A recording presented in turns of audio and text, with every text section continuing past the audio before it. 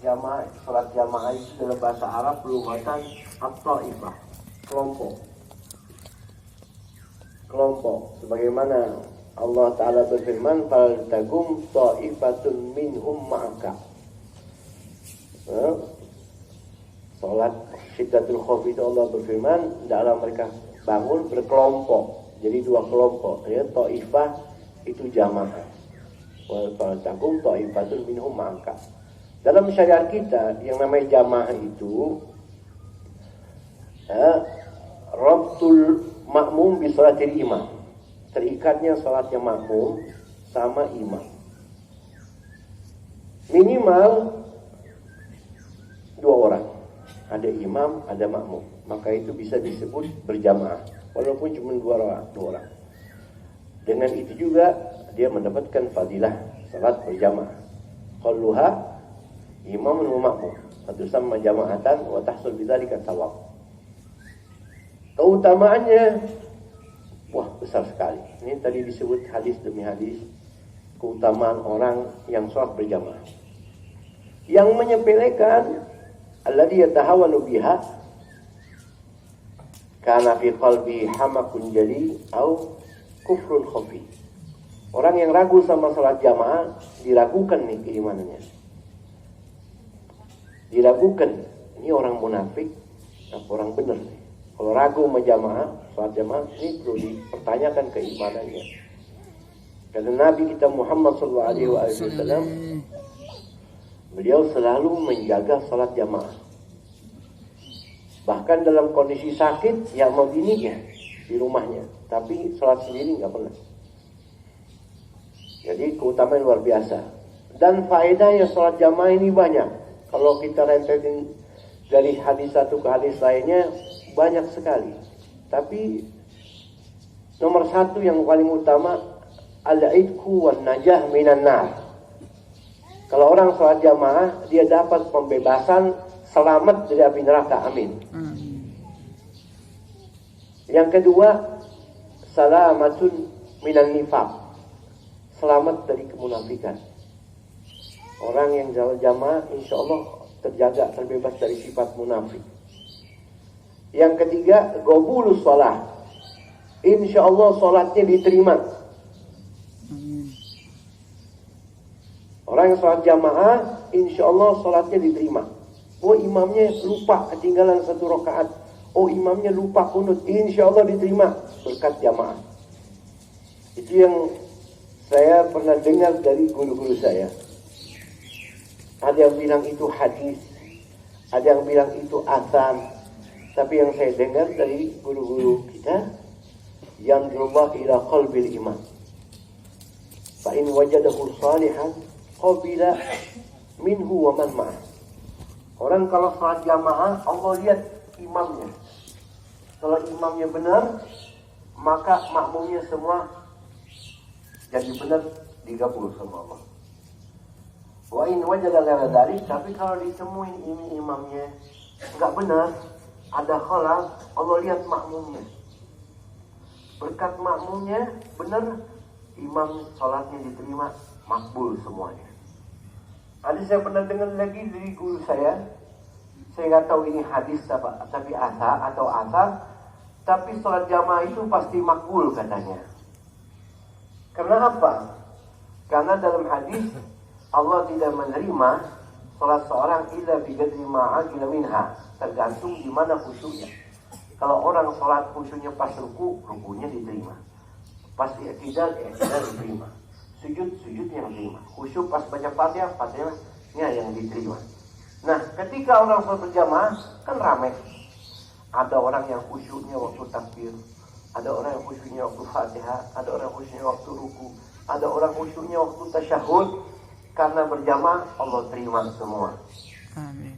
Nah itu diantara faedahnya orang salat berjamaah. Maghfurat dzunub, Allah ampuni dosanya.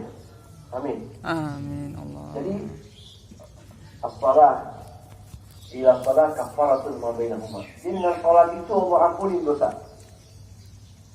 Wal ajrul azim. Selanjutnya faedah salat berjamaah ini pahala yang besar. pengen pahala besar, sholat berjamaah. Fadilahnya luar biasa. Itu di antara faedah sholat berjamaah. Lalu selanjutnya manfaat atau faedah sholat berjamaah, jaga kita dari was-was. Kalau kita jadi makmum, tinggal ikut imam. Kalau kita sholat sendiri, kita ragu. Wal hifdzu minasyaiton, diganggu kita oleh setan. Jadi kalau sholat berjamaah, kita ikut. Itu fadilah orang yang sholat berjamaah. Dan jamaah yang paling afdal sholat Jumat. Karena dia salah satunya sholat berjamaah yang fardhu ain, yang wajib. Makanya kalau diumumin, alhamdulillah hari ini kita akan sholat Jumat berjamaah, itu agak sedikit gimana gitu. Karena Jumat nggak bisa dilakukan kecuali berjamaah. Yang kedua, sholat subuh hari Jumat. Itu paling afdolnya sholat berjamaah. Lalu sholat subuh di hari-hari lain. Yang ketiga, paling afdol sholat asar berjamaah di hari Jumat. Lalu sholat asar berjamaah di hari-hari lain. Yang keempat, paling afdol sholat isya berjamaah. Yang kelima, sholat zuhur berjamaah. Yang keenam, sholat maghrib berjamaah. Itu urutan yang dikatakan oleh ulama seafdol-afdolnya sholat berjamaah. Ini bicara bagi laki-laki ya, di masjid. Kalau bagi perempuan gimana, Beb? Ini jamaah kita kebetulan banyak ibu-ibu nih. Ya, ibu-ibu kan nggak ada nih di depan matanya. Ibu ada? Bu?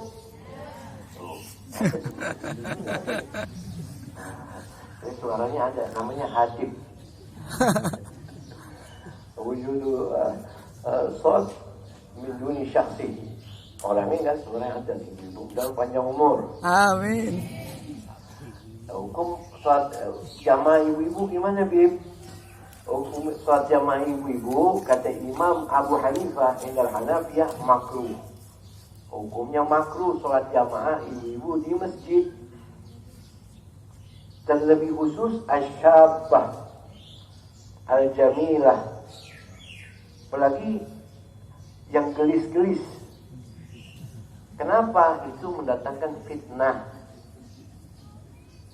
Kalau nenek-nenek la ba'sa, nggak apa-apa. Awe-awe yang udah agak dekat ke alam arwah, ya gitulah. Mudah-mudahan ibu-ibu kita panjang umur. Amin. Itu nggak apa-apa ke masjid. Kalau kata Imam Malik, indal Malikiyah, boleh bagi wanita idza inqata'at min wajibati zawjih, yang udah terputus dari kewajiban suaminya. Kalau masih ada kewajiban suaminya, enggak. Mazhab kita Imam Syafi'i, sholat perempuan berjamaah di masjid makruh. Terlebih khusus buat yang syabah, yang masih muda, makruh. Dan lebih baik kata Imam Syafi'i, begitu juga Imam Ahmad bin Hanbal, perempuan itu dipukul rata, laki tua muda lebih baik di rumah sholat jamaahnya. Karena Nabi kita Muhammad SAW pernah bersabda, la tamna'un nisa ilal yakhrujna ilal masajid. Jangan larang perempuan kalau mau pergi ke masjid, pergi. Mau ngaji, mau sholat, pergi. Jangan larang. Wa khairul lahun buyutuhun. Tapi yang terbaik untuk perempuan sholatnya di rumah. Begitu. Ya, itu perempuan. Ini bab tentang sholat berjamaah. Dan sholat berjamaah semakin banyak makmumnya, semakin besar pahalanya. Ya, ada masjid, wah, masya Allah, jamaahnya banyak, sholat di masjid. Oh, musola ini jamaahnya banyak, sholat di musola. Enggak, Bib, saya mau milih tempat yang lebih banyak. Boleh nggak? Boleh. Jadi kapan bilangan makmum sedikit itu boleh dipilih daripada bilangan banyak? Dalam beberapa persoalan.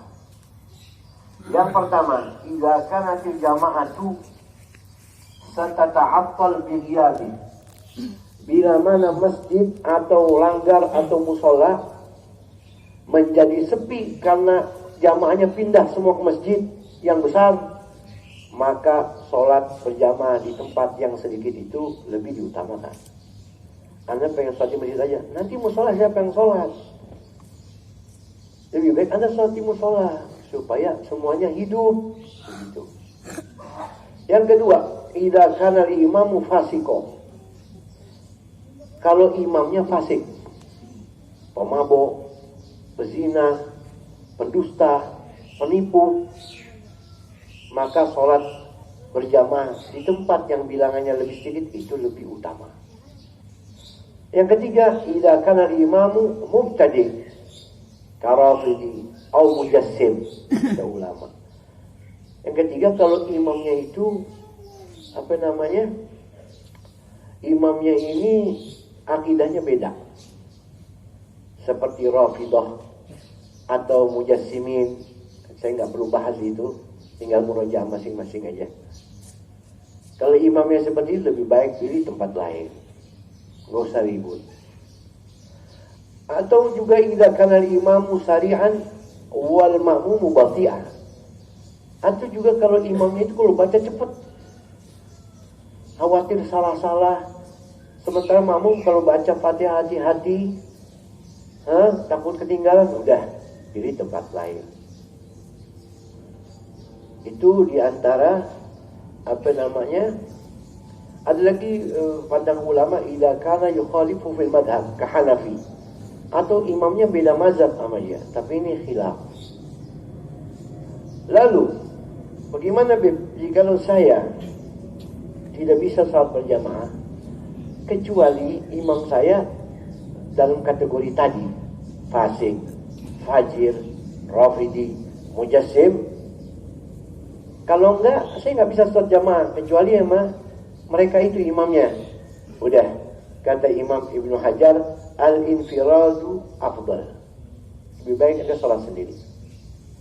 Tapi yang mu'tamadnya kata Imam Romli, al-jama'atu afdal. Terserah mau imamnya siapa, salat berjamaah itu lebih afdal. Ya, itu yang mu'tamad. Yang kita pegang yang mu'tamad. Ada riwayat hadis, ada yang bilang lemah hadisnya, salli khalfa kulli barrin wa fajirin.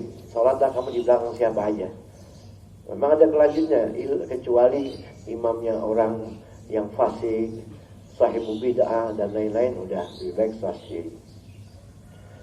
Baik ibu bapak, salat berjamaah itu sendiri hukumnya apa bagi laki-laki?